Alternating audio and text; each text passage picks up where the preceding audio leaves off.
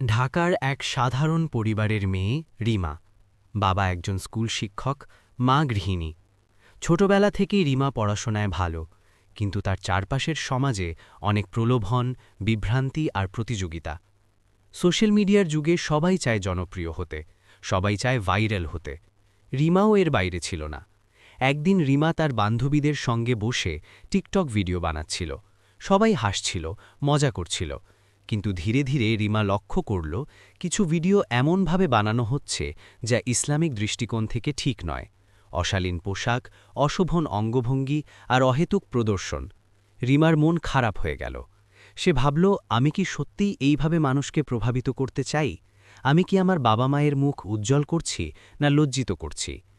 সেই রাতে রিমা নামাজ পড়ে আল্লাহর কাছে দোয়া করল, যেন সে সঠিক পথ চিনতে পারে। পরদিন সে সিদ্ধান্ত নিল, সে সোশ্যাল মিডিয়ায় থাকবে, কিন্তু অন্যভাবে।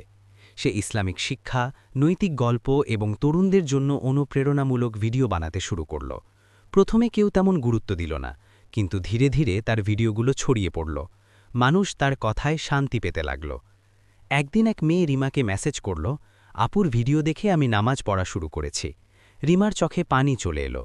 সে বুঝল, ভাইরাল হওয়া মানে শুধু জনপ্রিয়তা নয়, বরং মানুষের জীবনে ভালো পরিবর্তন আনা।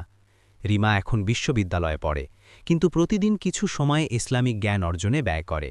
সে জানে, আধুনিক যুগে প্রযুক্তি যেমন বিপদ ডেকে আনতে পারে, তেমনি সঠিকভাবে ব্যবহার করলে তা হতে পারে দাওয়াতের মাধ্যম।